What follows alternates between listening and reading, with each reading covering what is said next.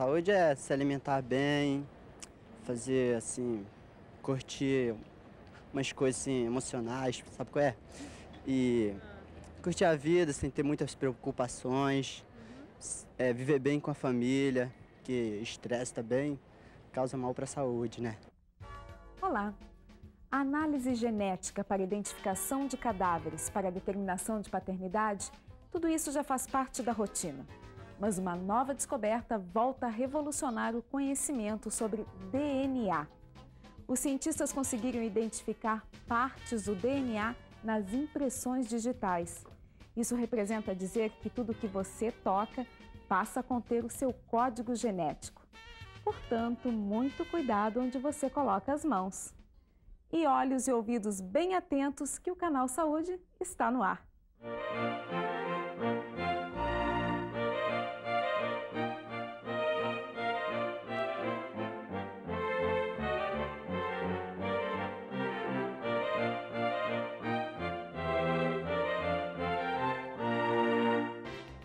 Veja no programa de hoje, eles estão de volta, TV Pinel. Eu do meu lado aprendendo a ser louco, um maluco total. Os venenos do dia a dia e os cuidados básicos para evitá-los estão na matéria de abertura do Saúde em Debate. Picadas de pequenos animais, como aranhas, escorpiões e cobras, se não forem rapidamente tratadas, podem até matar. Morte por envenenamento não é causada só por ingestão, picada de cobra ou escorpião. Veja no Saúde em Debate. Não há substância atóxica, ou seja, toda substância pode ter o seu potencial toxicológico. Como anda a saúde da Casa do Hemofílico do Rio de Janeiro? Coletar 1000 litros de sangue em um dia inteiro de trabalho, nem sempre um objetivo simples. Como você está dormindo? Confira se você está entre os que têm distúrbios do sono. Qualquer disfunção, tanto na inspiração quanto na expiração, principalmente na expiração, vai produzir ronco. Eles esbanjam bom humor e disposição. É a TV Pinel invadindo a sua tela.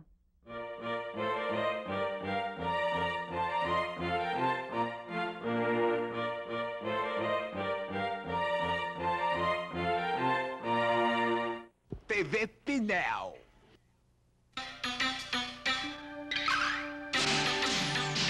Nossa repórter Jaqueline entrevista no quadro Perfil do Mês um personagem que é a cara do Instituto Felipe Pinel, um amigo bem querido de nós, usuários do CAIS, o poeta, filósofo, psicodélico, cultor da era de Aquário, alto astral, gaiteiro, um artista do perfeccionismo, Jorge Romano. Enquanto você se esforça para ser um sujeito normal. Jorge Romano, como você veio parar aqui no Pinel?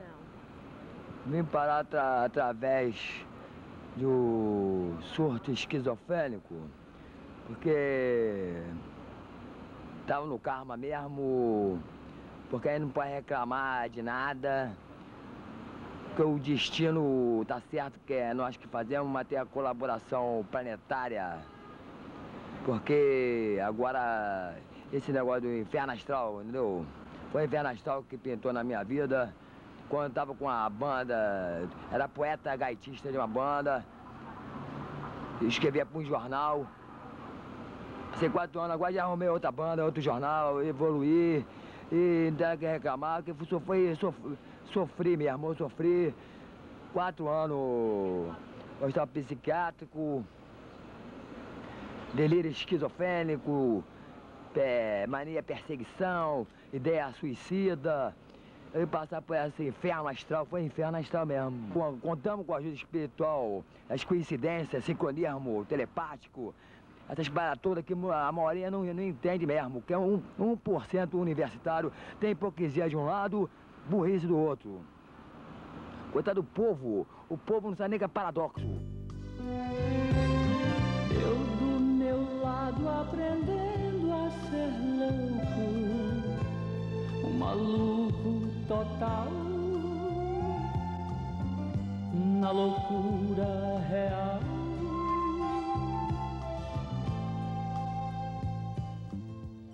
Como você se sente agora depois que você descobriu o cais? O cais, a meu ver, é um lugar que nós encontramos, uma referência. Isso é só para pessoas especiais. Você vê que há muitas pessoas perdidas lá fora.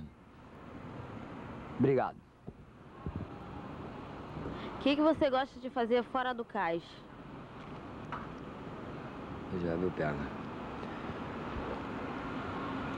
Fora do cais, eu faço minhas coisas naturais, claro.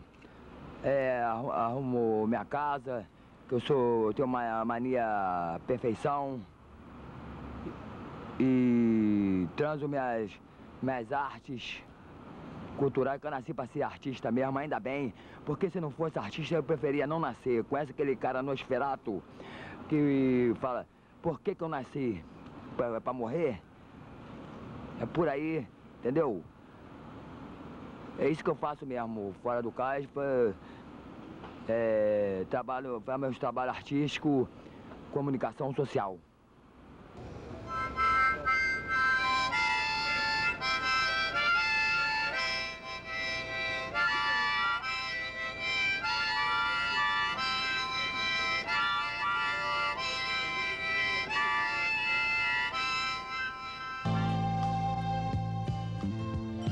Controlando a minha maluquez, misturada com minha lucidez, vou ficar com certeza, maluco, beleza, eu vou ficar com certeza, maluco, beleza. Fumaça, agrotóxicos, remédios, materiais de limpeza, muitas são as causas de intoxicação. A partir de agora, vamos falar sobre os riscos do dia a dia.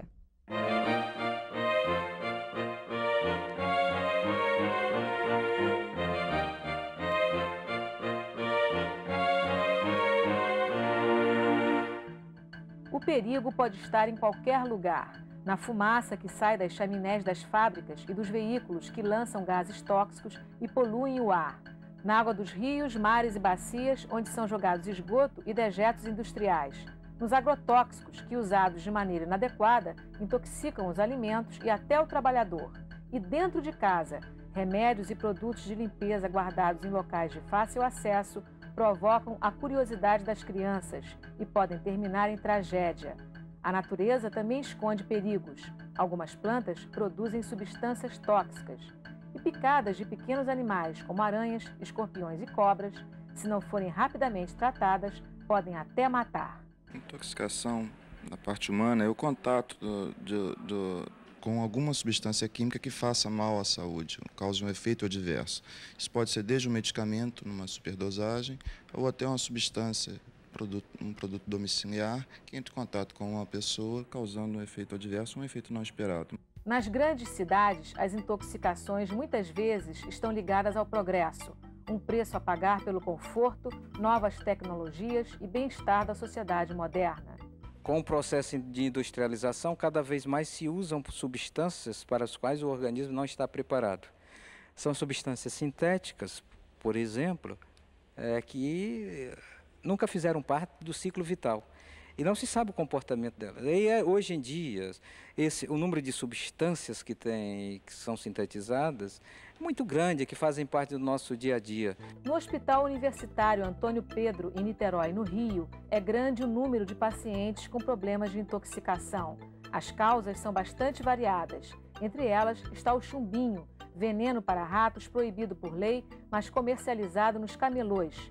O chumbinho matou 251 pessoas em 4 anos, de acordo com um levantamento da Comissão de Saúde da Assembleia Legislativa. O médico toxicologista Alfredo Fortes alerta: atenção aos sintomas da intoxicação. A gente deve suspeitar de intoxicação Quando uma pessoa é encontrada desacordada de uma forma inesperada, quando num ambiente fechado se encontra mais de uma pessoa com as mesmas características, quando a pessoa teve contato com uma substância diferente e alguma doença, algum sinal ou sintoma súbito de aparecimento, que não tem uma evolução arrastada. E quais são as principais providências tomadas pelos médicos num caso de uma pessoa aparecer aqui intoxicada? A medida básica é tentar evitar o contato da substância com a pessoa, evitar que a pessoa tenha absorção da droga, do tóxico. Isso pode ser feito basicamente de duas maneiras no caso da ingestão: a indução de vômito ou tenta fazer uma lavagem gástrica. A gente não indica nenhum dos dois procedimentos, a não ser depois de um contato com o centro de intoxicações, porque existem várias substâncias no ambiente doméstico que a gente não indica a indução de vômito. A Fundação Oswaldo Cruz, no Rio, coordena o Cinetox, Sistema Nacional de Informações Toxicológicas. O trabalho é feito com base em registros de intoxicação realizados em 16 estados brasileiros. Mas o número de casos é bem maior do que o registrado. A região norte, onde acontecem muitos acidentes por intoxicação, só começou a fazer notificações no segundo semestre de 95 e em apenas um centro de controle. O mais importante é a gente conseguir acompanhar os casos ao longo do tempo, né? Ver o crescimento de alguns agentes que estão chamando a atenção, tirar um perfil das intoxicações em relação aos principais agentes, as causas, em termos de sexo, o que atua, né, mais em um sexo ou em outro, óbitos, quais são os agentes que são mais letais e tentar medidas de prevenção, né, e controle em cima disso. Não adianta só você apontar o que está ocorrendo, mas sempre também você apontar o que você pode fazer para melhorar e tentar reduzir o número de casos, né. A gente que mais está ocorrendo, né, na verdade, né, independente de matar mais ou não, você tem os animais peçonhentos e hoje houve uma inversão, você tem mais medicamento. Para diminuir os riscos de intoxicação no dia a dia, atenção aos alimentos consumidos. Quanto menos enlatados, melhor. No mais, o melhor remédio é prevenir. Cuidado com remédios, não ficar ao alcance da criança. Cuidado com a embalagem, cuidado com resíduos que ficam em embalagem de substâncias agrotóxicas, organoclorados, organofosforados, defensivos agrícolas em geral. Tem lei para modificar as embalagens dos medicamentos e também dos produtos do sanitário. Já tem um projeto de lei que está para ser votado, né? E com isso a gente acredita que vai diminuir esse número, né?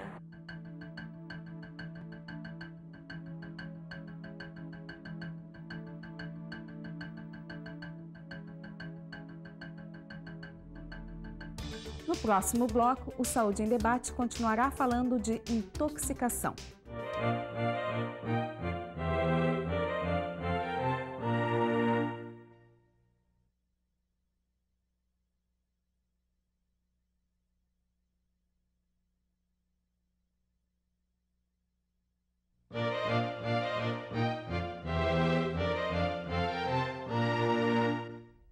Quando a gente fala em veneno, a primeira coisa que lembramos logo é o envenenamento, né? O suicídio, ou um assassinato por veneno, ou até aquela pessoa meio venenosa, né? Que escorre quando fala mal dos outros. Mas, brincadeira de lado, é grande o risco de envenenamento por picadas de animais, manipulação errada de produtos tóxicos e até pelo contato acidental com substâncias venenosas. Esse é o nosso tema de hoje. E para conversar com a gente sobre esse assunto, nós chamamos a doutora Maria L. de Bortoleto, diretora do Centro de Informação Científica e Tecnológica da Fundação Oswaldo Cruz, e o doutor Jaderson Sócrates Lima, coordenador do Centro de Controle de Intoxicação da Universidade Federal do Rio de Janeiro. Sejam bem-vindos ao nosso debate. Eu vou começar, doutora Maria L. Esse Sistema Nacional de Informações Tóxico-Farmacológicas, o que é que ele produz? Qual é a atividade dele lá na Fiocruz? O objetivo principal desse sistema de informação é consolidar os casos registrados de intoxicação no país, que são realizados pelos centros instalados nos diferentes estados brasileiros. E, obviamente, divulgar essa informação, não só para a sociedade, como também para os órgãos públicos. Ou seja, avaliar qual é o grau que está havendo de problemas com esses contatos com substâncias. As substâncias que estão mais intoxicando, em que regiões, o que está causando mais intoxicação, as faixas etárias que estão sendo mais atingidas e para subsidiar políticas de prevenção e campanhas educativas. Doutor Jadson, a questão do envenenamento, né? Aquele critério, qualquer coisa, toma leite, existe antídoto, qual é a visão que vocês têm da questão do veneno no corpo humano? Muito bem, eu creio que a primeira abordagem que seria interessante fazer para o público em geral é de que não há substância atóxica, ou seja, toda substância pode ter o seu potencial toxicológico. Depende da quantidade, fundamentalmente da quantidade, depende da via de administração dessa substância, depende das circunstâncias em que o indivíduo que entrou em contato com essa substância se encontra, por exemplo, indivíduos que têm acometimentos nos seus órgãos, no rim, no fígado, etc. Então, o conceito atóxico é um conceito equivocado. Só para lembrar as pessoas, um exemplo simples de ser mencionado é o do afogamento. Quer dizer, a gente bebe água, nosso organismo é composto aproximadamente 65%, 70% de água, mas a água, quando administrada pela via respiratória em quantidades, aí o conceito da via e de quantidade está perfeitamente aplicado, mata o indivíduo afogado.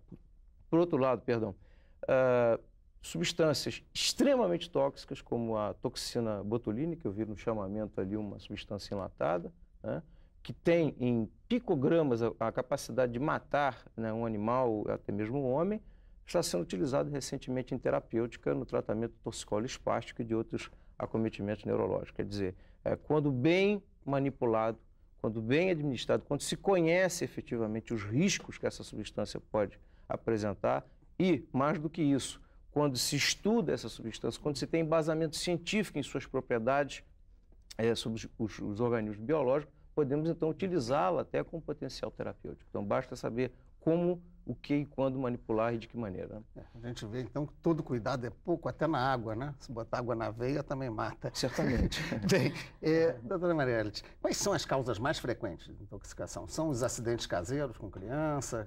Nas estatísticas, o que é que marca mais? Olha, no geral, são os acidentes para todas as faixas etárias, né, em qualquer ambiente. A criança, se você vai analisar, a criança de 0 a 4 anos é o ambiente doméstico. Então, os acidentes acontecem, né, com uma facilidade muito grande por conta da criatividade, da curiosidade da criança e essas substâncias estarem ao alcance delas também, né?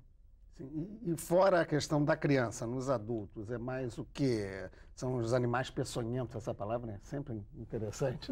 Os animais peçonhentos são as serpentes, os escorpiões, as aranhas. Se você analisa a faixa etária produtiva, né, de 20 a 39 anos, os acidentes com homens com animais peçonhentos. E com mulheres com medicamentos. Então, as abordagens são muito diferentes. Medicamentos, né? Por tomar errado, em quantidade errada também? Também, eu acho que tem uma série de fatores que levam a mulher a tomar mais medicamentos do que o homem. Pelo menos as nossas estatísticas têm demonstrado isso ao longo de 10 anos. O homem também toma medicamento, maior, né? Mulheres. Doutor Jadson, qual a primeira providência que uma vítima de envenenamento deve tomar? Vou fazer até uma parte, essa questão que a doutora Marielete colocou muito bem, por sinal, quer dizer, esse espelho epidemiológico, esse corte epidemiológico da questão das exposições químicas, vamos colocar a palavra ou a expressão exposição química, porque necessariamente não precisa ser um agente potencialmente tóxico para que esse paciente, esse indivíduo, não esteja sob suspeita de uma intoxicação em potencial. E aí entra a pergunta que você colocou muito bem. Quer dizer, em primeiro lugar, quando se demonstra uma substância como um defensivo agrícola, por exemplo, que tem um potencial toxicológico bastante razoável, para isso que ele é feito, para matar as pragas, né, da lavoura, da agricultura, onde se imagina que nesse ambiente se tenha casos de intoxicação, quando vai se verificar as estatísticas do Cinetox, vamos ver que os acidentes, o número maior de acometimentos ocorre na própria residência onde o indivíduo habita. Quer dizer, isso chama atenção por um fato bastante curioso, que é que as pessoas estão mal informadas a respeito de como elas devem manipular essa substância que a sua residência possui. Pode-se falar, por exemplo, em metais pesados. Uma plaquinha daquela de tinta que solta da parede, se uma criança colocar aquilo à boca, pode ingerir algo em torno de 20 miligramas de chumbo, que é um metal pesado que pode, em termos de intoxicação crônica, provocar alterações substanciais no sistema nervoso. Então, a primeira providência, já que as pessoas ainda não entenderam, né, que tudo pode ser tóxico, porém substâncias muito tóxicas podem não sê-lo, desde que adequadamente manipuladas, é telefonar para o Centro de Controle de Intoxicação mais próximo da sua residência. Aqui no Rio de Janeiro, nós temos o centro que é da Universidade Federal do Rio de Janeiro, e os estados, nós temos aproximadamente funcionando hoje, aproximadamente 30 a 32 centros. Todos os estados brasileiros têm, ou pelo menos as regiões, têm acesso a um centro de controle de intoxicações, que funcionam fundamentalmente pelo esforço de cada uma dessas pessoas que coordenam, das instituições coordenados cuja informação é coordenada pelo Cinetox da Fundação Oswaldo Cruz, telefonar para esse centro. Por quê? Vamos aproveitar então essa questão do telefone. Eu vou pedir até, Sérgio, você depois roda aí essa questão do catálogo telefônico, porque no Rio de Janeiro ele consta, o número do telefone consta no catálogo telefônico. Se no seu estado não constar, reaja, reclame, porque é uma providência essencial a gente ter esse telefone de emergência à mão, né, à disposição de qualquer um. Então você aí de casa examine se tem esse telefone à mão ou até coloque ele perto. Quem tem criança em casa é sempre bom ter esse telefone acessível. Mas essa colocação que fiz, uma parte, por gentileza, como nós vimos na entrevista do Dr. Alfredo, existem as medidas gerais de descontaminação. Por quê?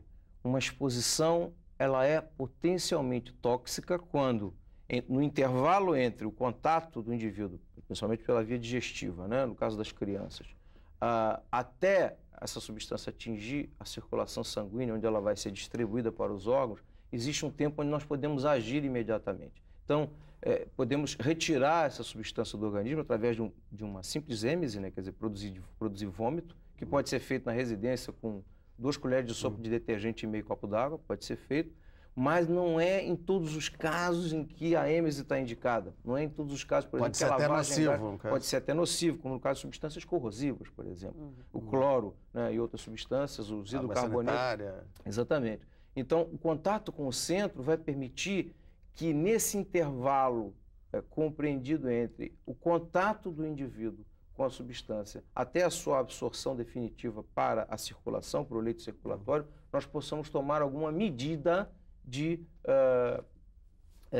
vamos dizer assim, de inibição da absorção definitiva dessa substância para o organismo. E aí nós já tomamos um passo extraordinário e os centros resolvem 70% dos casos que lhes são referenciados na própria residência, como acontece, por exemplo, na América. Você pode salvar uma criança, né, nesse intervalo, antes que ela chegue a um serviço de saúde. O centro pode salvar uma criança. Que é da embalagem, quer dizer, nós não poderíamos ter embalagens mais criteriosas, no sentido de que a criança não tivesse facilidade de acesso à ingestão dessas substâncias perigosas?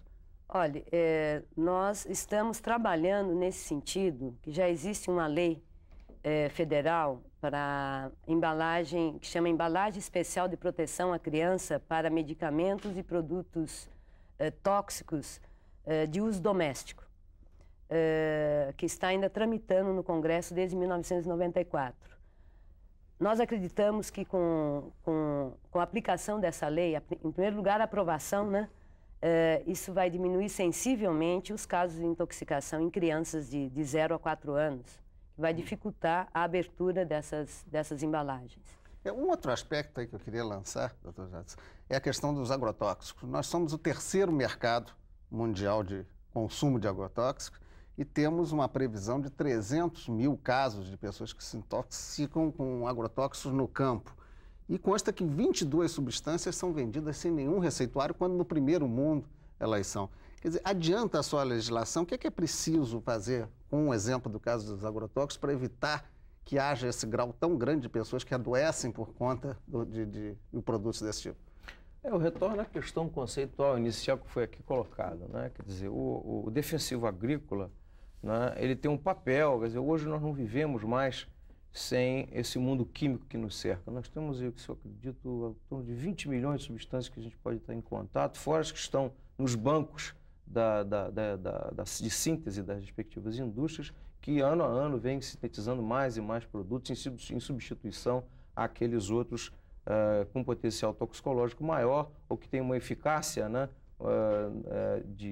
para que ela é efetivamente utilizada, como é o caso do defensivo agrícola, maior. Acho que a grande questão é, inicialmente, com relação à informação, né?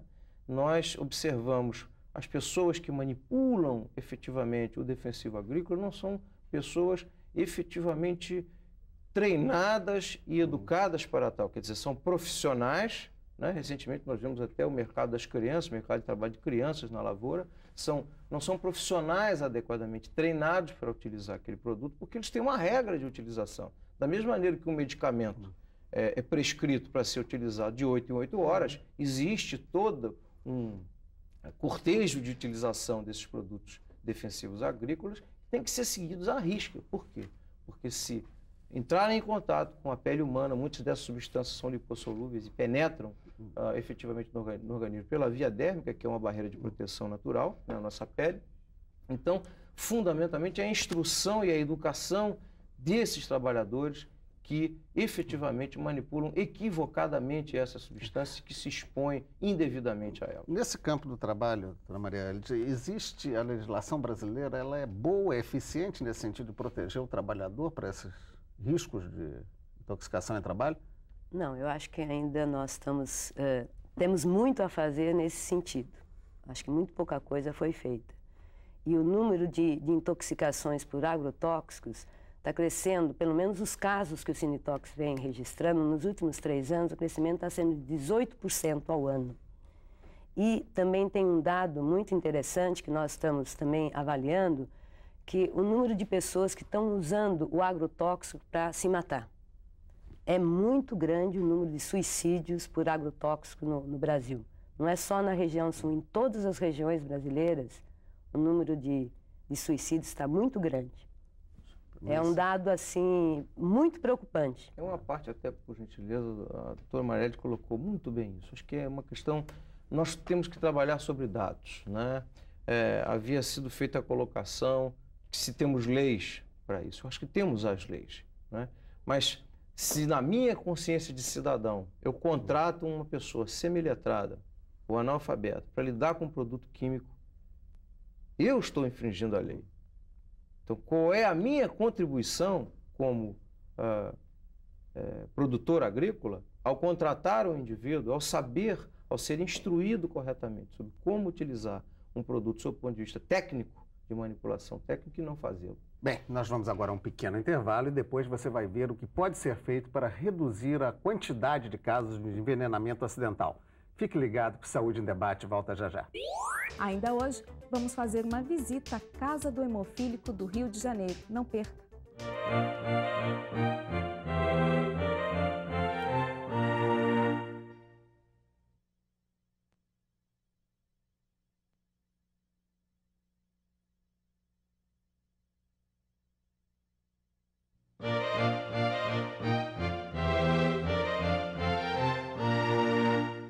O tema do Saúde em Debate de hoje é o envenenamento e intoxicações. Além de representar perigo pela exposição a produtos tóxicos durante a fabricação, as indústrias também produzem dejetos que podem ser muito perigosos para o homem. Até hoje parece que não há nenhuma regulamentação sobre o destino dos lixos. Existem inúmeros resíduos. Esses resíduos têm vários destinos. O mais lógico é a incineração. O segundo é uma reciclagem desse resíduo para outras indústrias que possam utilizá-los. A terceira são tratamentos específicos que vão destoxificar esses resíduos. E o quarto seria a disposição em aterro já controlado e já licenciado pelas autoridades ambientais. O Brasil é um país rico em recursos hídricos e muitas vezes descuidadamente administrados. Por exemplo, o exemplo disso é a poluição por mercúrio em rios que ainda se encontram em situação prístinas, em situação quase como era originalmente. E o segundo problema que eu diria é o problema do lixo.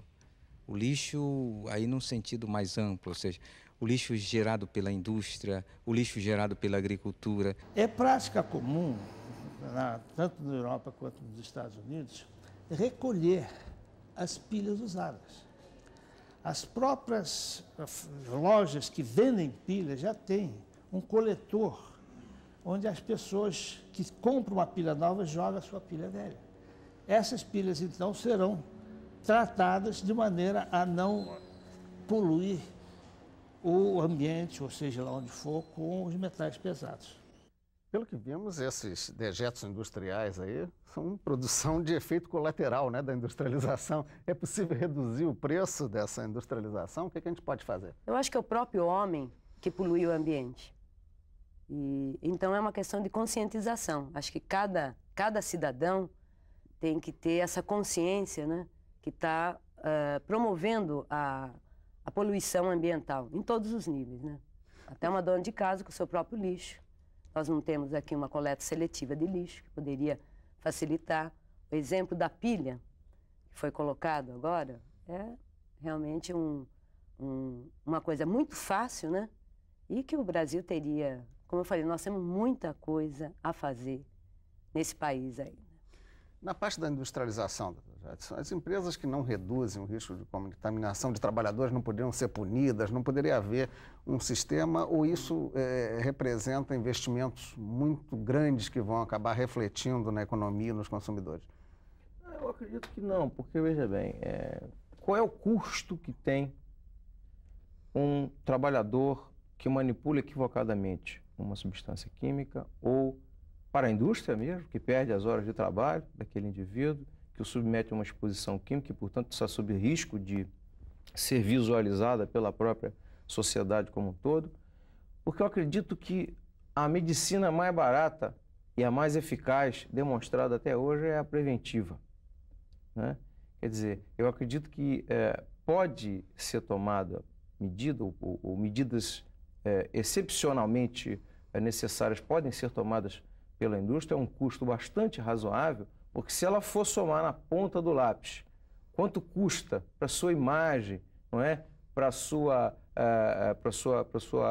contabilidade, deixar de ter um trabalhador que está licenciado, pagar indenizações judiciais, ou seja, tudo aquilo que repercute negativamente para a indústria, se ela somar na ponta do lápis, essas medidas preventivas são seguramente mais baratas e muito mais eficazes. A senhora chegou a nos dizer que a legislação é falha, né? E que medidas, além do aspecto de conscientização, que são campanhas de divulgação, que medidas do ponto de vista de leis a senhora acha que podem ser efetivadas para melhorar essa situação e diminuir os riscos? Eu acredito que não basta só uma legislação ou só uma campanha, é um conjunto de medidas que tem que ser tomadas, porque o problema das intoxicações, ele está em todo lugar. Em qualquer ambiente, aberto, fechado, ambiente de trabalho, de lazer, ele existe. Então, eu acho que, em primeiro lugar, uma questão, acho que fundamental, é que nós teríamos que implantar pelo menos um centro em cada estado brasileiro. No Brasil, nós temos só em 16 estados. Então, nós temos 10 estados e o Distrito Federal que não tem centro de informação. Aumentar o número de centros, apoiar esses centros que existem no país, porque eles vivem numa situação bastante difícil. A quem caberia, por exemplo, a criação e o apoio a esses centros? Qual seria o órgão coordenador para isso? Olha, pode ser as universidades, as secretarias estaduais, as secretarias municipais.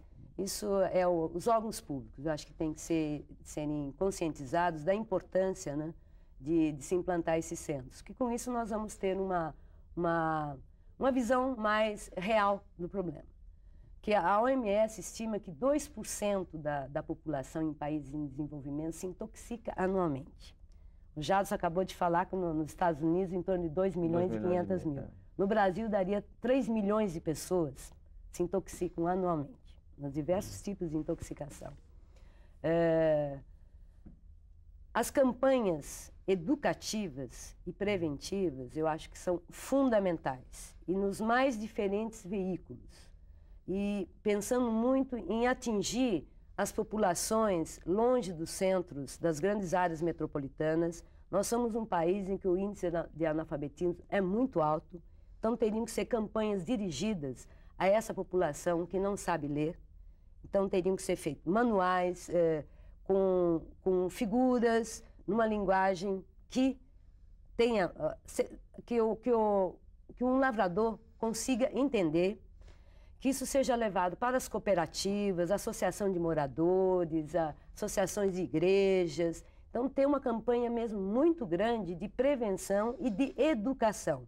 Porque eu acho que a informação, o direito à informação, ele não está sendo muito praticado em nosso país. E aí eu coloco, é uma questão de informação. E nesse sentido, o Jadson até colocou a questão do trabalhador analfabeto, que deveria haver uma preocupação com isso, mas às vezes você pode ter também cegos, crianças que não têm a capacidade de ler. Então essa campanha que a doutora Marielle defende, certamente conta com o seu apoio também, mas quem que tomaria iniciativa de fazer com que isso aconteça, no seu entender? Eu vou pegar carona aqui no depoimento da Marielle. O reforço à rede de centros é fundamental. Os centros podem ser, o número está dizendo, os centros geradores desse tipo de campanha. Quer dizer, as entidades, a sociedade, de uma maneira geral, pode contar com isso.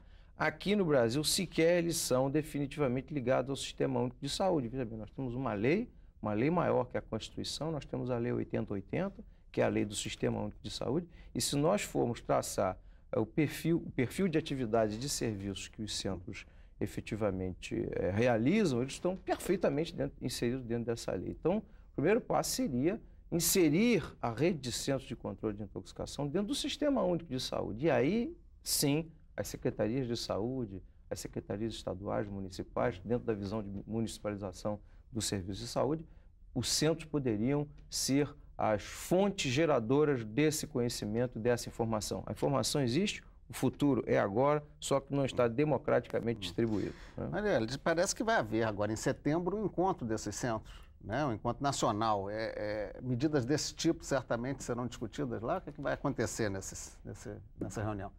Para nós foi um motivo de grande satisfação estar sediando pela primeira vez no Brasil esse encontro dos Centros de Controle de Intoxicações da Organização Mundial da Saúde. De fato, não é um encontro nacional, é um encontro internacional, onde vai haver a participação de 50 países que vamos trabalhar sobre a temática do Centro de Controle de Envenenamentos, todos os produtos que intoxicam.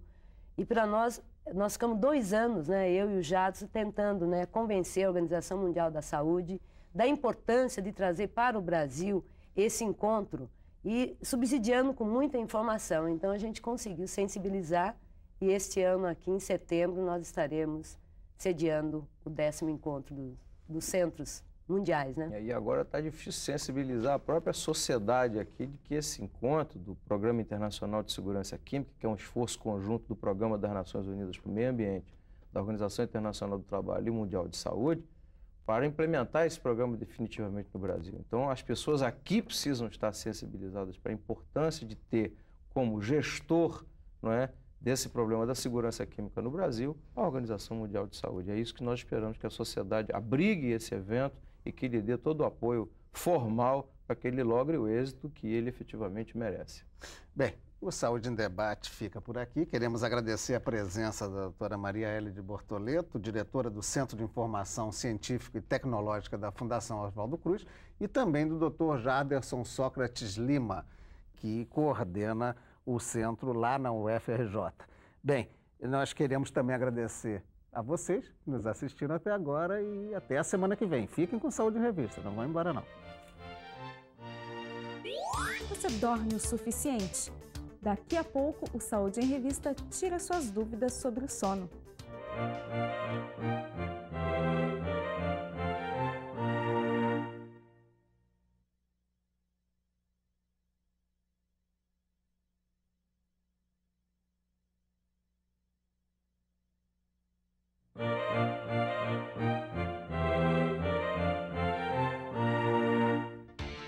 Se você faz parte da comunidade técnica ou científica comprometida com a saúde coletiva, atenção! Você ainda pode participar do 5º Congresso Brasileiro de Saúde Coletiva, que se realizará entre 25 e 29 de agosto em Águas de Lindóia, São Paulo. Para se inscrever, use o fax 011 222 4750 ou mande um e-mail para eventos@sp.org.br. bglnet.com.br.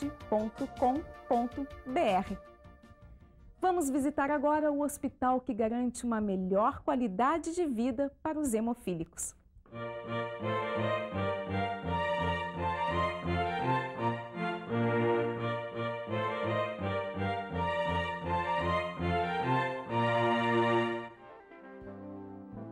O dia começa cedo para esta equipe da Casa do Hemofílico.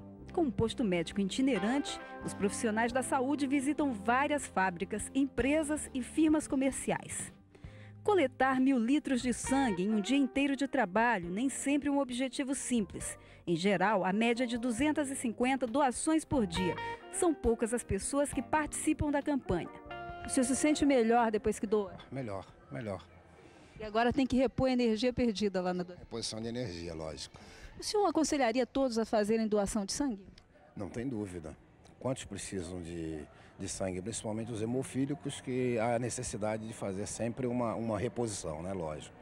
Por problemas, infelizmente, nasceram assim, né? No Brasil, a doação é altruística e voluntária. Entre uma doação e outra, o organismo necessita de um intervalo de 3 meses. Para entender a importância desse gesto, é preciso saber que a hemofilia é uma doença hereditária, crônica e sem cura que atinge uma pessoa em cada 10 mil. No Brasil, há cerca de 5 mil portadores da doença. Qualquer vaso sanguíneo rompido pode provocar um sangramento contínuo. Sem tratamento, o hemofílico morre. O único teste feito na hora é o teste de anemia. Os demais são levados para o laboratório e dentro de 30 dias úteis entregue ao doador. São os exames de HIV, sífilis, hepatite, tipo sanguíneo e doença de Chagas. Com isso ele ganha logo a carteirinha? Após 30 dias ele ganha uma carteirinha que contém a tipagem sanguínea com os demais exames. O sangue aprovado nos exames é usado em transfusões e na fabricação do fator coagulante, fundamental para a sobrevivência do hemofílico. Nós somos, no Brasil, o único centro de tratamento de hemofilia. E nós somos também os únicos produtores do fator coagulante inativado quimicamente, com as técnicas mais avançadas no mundo inteiro. Quer dizer, nós somos os únicos produtores do fator coagulante, que é o remédio que o hemofílico toma e que é originário do sangue humano. O fator coagulante é uma proteína que existe no sangue humano. Nós fazemos a coleta de sangue, o nosso doador vem aqui, nós colhemos o sangue e produzimos esse fator coagulante. No mundo, existem apenas 21 centros de tratamento de hemofilia. Com 30 anos de existência, a Casa do Hemofílico é o único centro latino-americano reconhecido pela Federação Mundial. Mesmo assim, a instituição sofreu um corte de 40% da verba fornecida pelo Sistema Único de Saúde há cerca de um ano e que afetou profundamente o seu funcionamento. O centro cirúrgico da Casa do Hemofílico está capacitado a fazer qualquer tipo de cirurgia, principalmente as de ortopedia tão necessárias a esses pacientes, mas está parado desde 96. Não há verba para a compra de material ou para a contratação da equipe médica para o atendimento dos casos mais graves. Esse corte, ele efetivamente nos pegou num determinado momento que nós não esperávamos, porque nós também sempre trabalhamos aquém daquilo que seria o necessário para nós exercermos uma prestação de serviço um pouco acima daquela adequada, porque a adequada nós já exercíamos, mas com um pouco mais de conforto, um pouco mais de tranquilidade. Nós sempre trabalhamos, como a gente diz mesmo, no laço. E com essa diminuição, essa diminuição da verba, nós tivemos também a diminuição da nossa prestação de serviço observada sob um determinado aspecto. O corte no orçamento atingiu também o educandário mantido pela instituição, onde crianças carentes, portadoras de hemofilia, tinham aulas e assistência especializada de fisioterapeutas.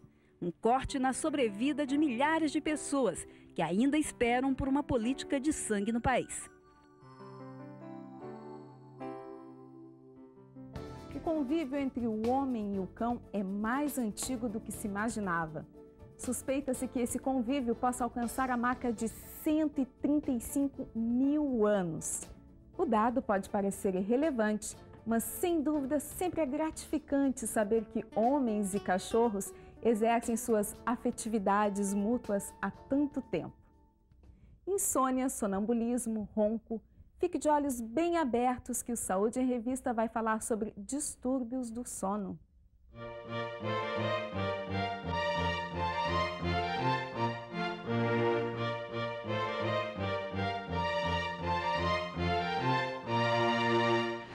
facilidade para dormir? Tenho, durmo tranquilamente. Deito na cama e durmo. Eu durmo à toa. Dorme muito? Demais. Não durmo mais porque não tenho tempo. Dormir e dormir bem é fundamental para o bom funcionamento do organismo. Mas, infelizmente, poucas pessoas conseguem dormir com facilidade. Fatores como tensão, estresse ou problemas orgânicos podem roubar a qualidade do nosso sono. A senhora tem facilidade para dormir?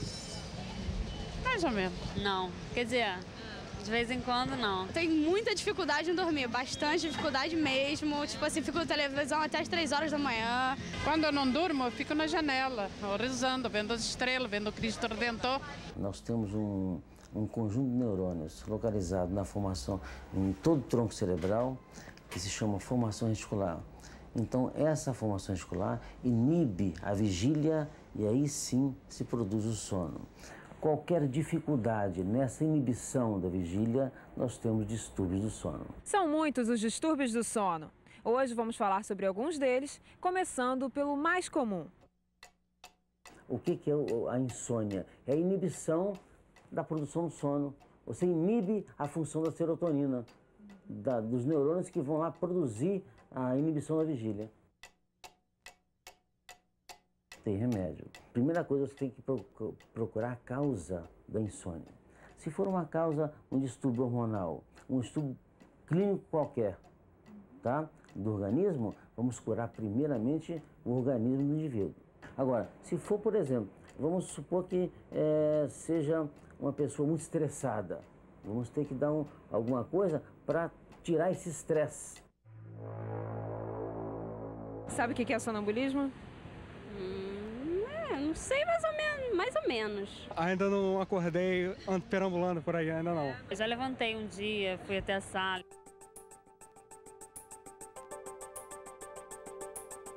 O sonambulismo é exatamente a forma de dizer do sono irregular. É uma disfunção, na realidade, da regularidade do sono.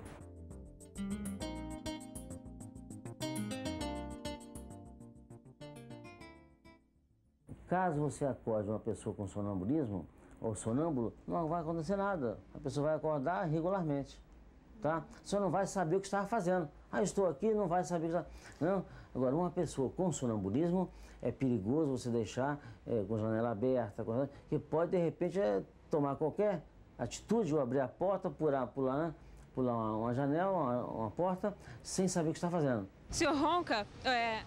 Não. Bom, todo mundo eu não sei. A mulher deve saber se eu ronco, que eu dormindo eu não sei. Conheço bastante gente que ronca. Qualquer disfunção, tanto na inspiração quanto na expiração, principalmente na expiração, vai produzir o ronco.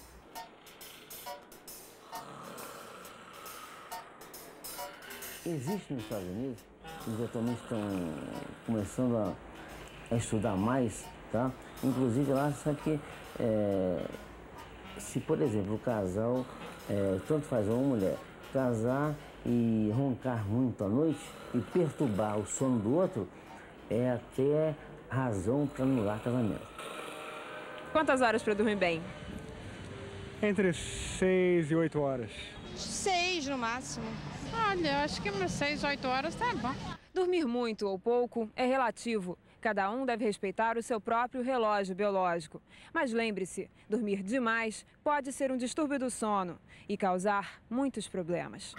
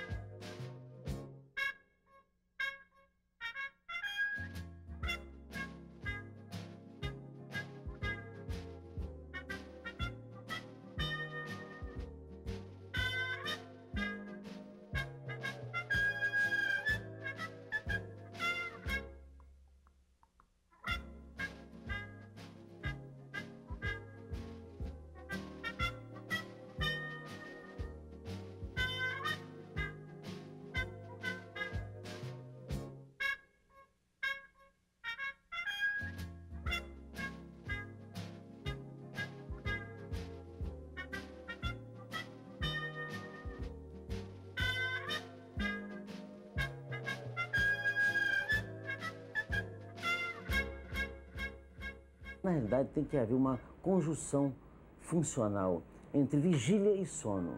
Se ocorrer muita vigília, o sono não tem como chegar. Se hoje ocorrer pouca vigília, o sono chega e pondera. Quer dizer, os dois têm que estar em equilíbrio.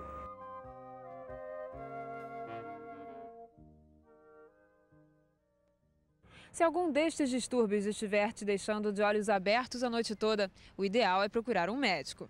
Afinal, remédios sem prescrição médica ou mesmo contar carneirinhos podem ajudar, mas não resolvem o problema.